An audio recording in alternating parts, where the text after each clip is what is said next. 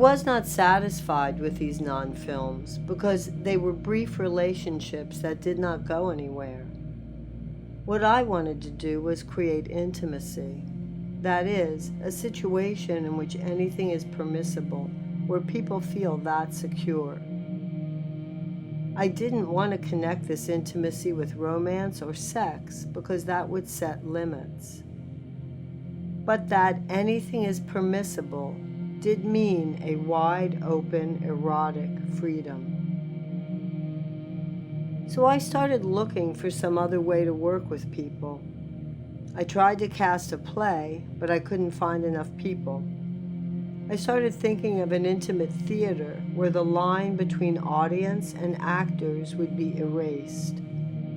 I started thinking about how, if that line were erased, it would place much more responsibility on the actors.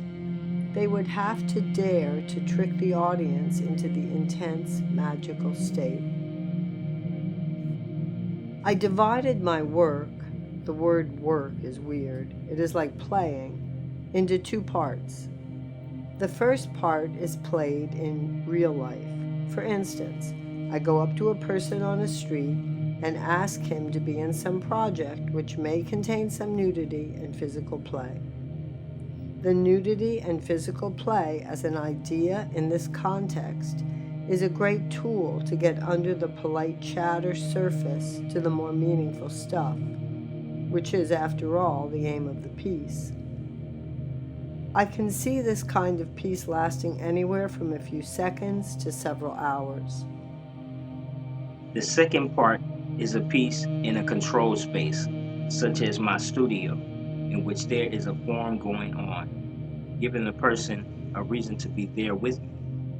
This kind of performance is different than normal theater. In this kind, there is no real script. Even if you have a script, it really is a prop. The real course of action is shaped by the performer, so the flow of the piece will go forward and deeper. What is important is what happens between me as the artist and my audience, how I change them and how they change me, the magical state in which we interact with each other.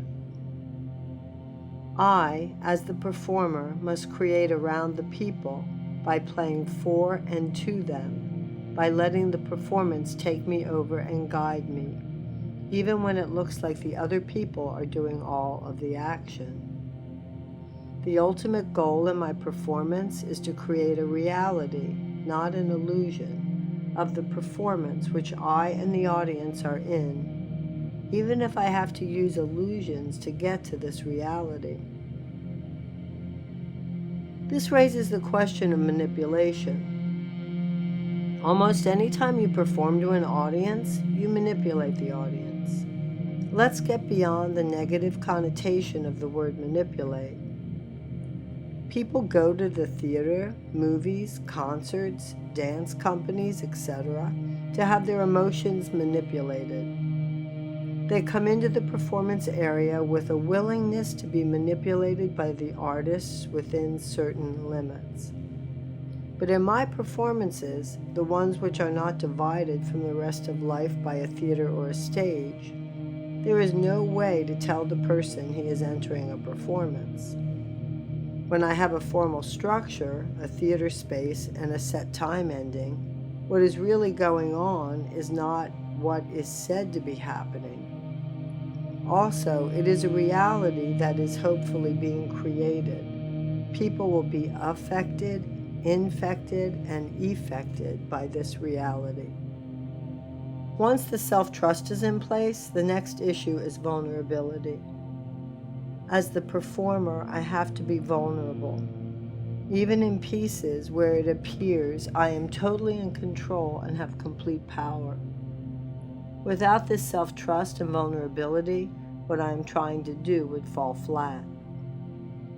That is the difference between theater and performance art. In regular theater, you can climb up onto the altar of the stage, even when the stage is a rug or other defined area. And you don't have to interact with your audience. You are cut off from them. You don't relate to them directly, which is the main goal of my performances. In theater, what also blocks the magic that I am after is the system of rules of aesthetics. This also was what happened in religion. When the priests climbed up to the altar, not only did they divide themselves from the people, but also from the vital magic. The theater paints pictures of realities, both inner and outer realities. The audience just watches from the outside, watching a moving picture created by actors. The audience suspends disbelief, sits and watches with their minds. The actors act. Everybody is comfortable and safe. Everyone has defined roles, and when the audience leaves the theater, they know it has been just pretend. Actors just have to put on a good show.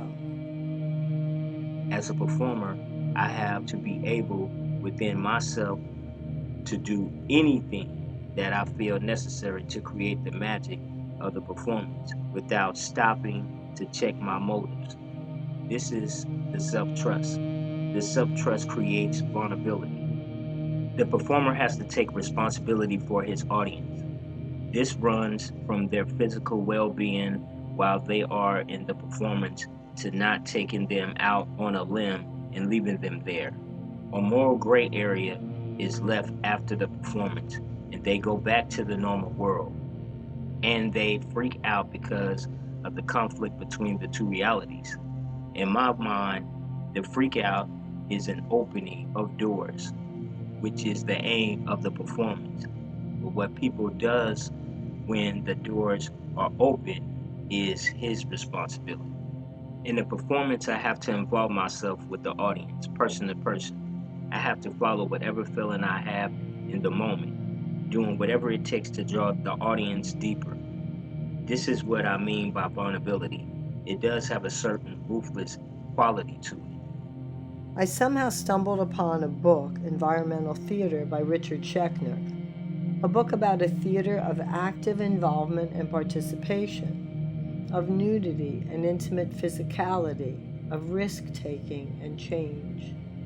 It was right up my alley.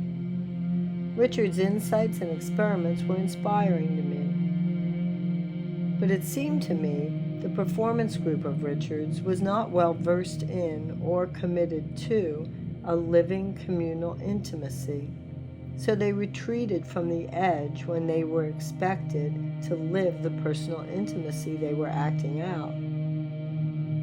My years of communal living and spiritual study gave me needed keys to take what Richard had done forward. The book fit so well with my own experiments, philosophy, and vision, it became a base of the next stage of the work.